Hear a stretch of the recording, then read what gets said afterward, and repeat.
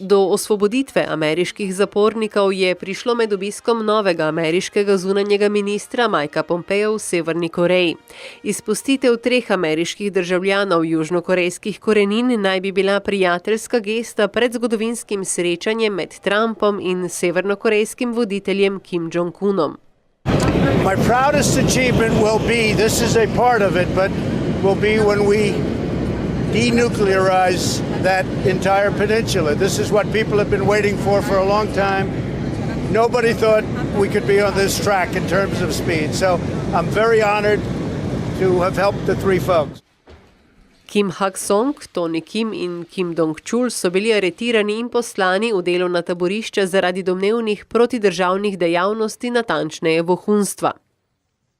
여러 가지 대우를 받은 것은 있습니다만은 첫째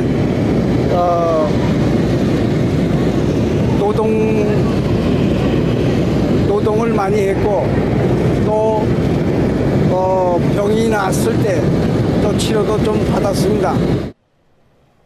Ameriški predsednik je ocenil, da je odločitev severnokorejskega režima, da osvobodi ameriške etnike, dokaz, da si Kim Jong-un želi sodelovanja z mednarodno skupnostjo.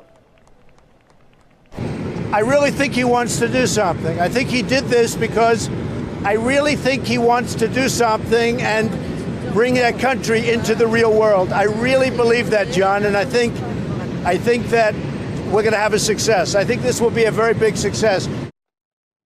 Na osvoboditev ameriških državljanov se je odzval tudi japonski premier Shinzo Abe in ameriškemu predsedniku čestital za dosežek.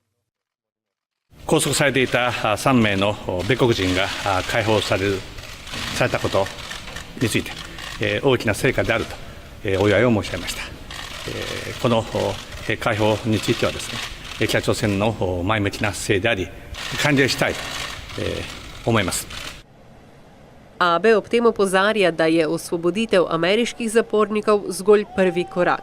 V severnokorejskih zaporih je namreč še vedno preveč po nedolžnem zaprtih posameznikov.